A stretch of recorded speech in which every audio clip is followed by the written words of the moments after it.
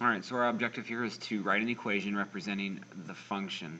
Okay, even though you may not have function notation like f of x here, we're still going to call this a function because I know that they are functions. As a matter of fact, they're linear functions. So here's how you do it. We look at the output, or the dependent variable, and we figure out what's happening from 1 to 4, 4 to 7, 7 to 10. Well, I figured that out. It's adding 3 every time. That number, we always start with the dependent, by the way. Start with the dependent variable, equals. This number goes in front of our independent variable, x.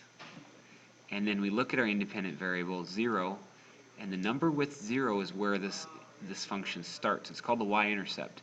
So whatever's with 0, that goes on the end. It's a positive 7, so I'm going to put plus 7. Okay? Let me jump over here and we'll do this one. Start with the dependent variable, w equals. We figure out the pattern, going down 2, down 2, down 2, so yep, it's going down 2 every time, times the independent variable, which would be f, and then find 0. Oh, here it is, 0 comma negative 7, so it's going to be minus 7 on the end. Okay. Last but not least, you know what, I'm going to jump down here some of these harder ones. What makes these harder is there's a pattern, and you got to figure out the pattern, but you also have to fill in the rest of the table. So let's see. It looks like it's going up 3. I don't know what's happening. I'm guessing that's up 3. So would that be 10? Up 3. Yep, it must be up 3 because that fits in just perfectly. So this would be d equals 3x. Uh-oh.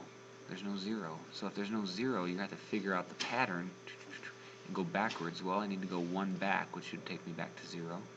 So that means if I'm going up 3, up 3, up 3, if you go backwards, subtract 3. Negative 3, which would give me a value of 1. So 0, 1. So I put in a positive 1. Then, another thing you want to do is make sure that you're filling up the table. So up 3, up 3, up 3 would be 16. Add 3, 19. And if you notice, in this row, all of these t-charts, the last value does not stick in order. See that? 1, 2, 3, 4, 5, 6, 22. So what we want to do is use that pattern to figure out what the output is for 22. So we did, by the way, was that a t? I put x, didn't I? I gotta fix that. There we go. D equals 3t plus 1. Well, since this is my t, 22, I'm just going to stick that in there. So I get d equals 3 times 22 is 66, plus 1, so that last blank would be 77. Enjoy the rest of them.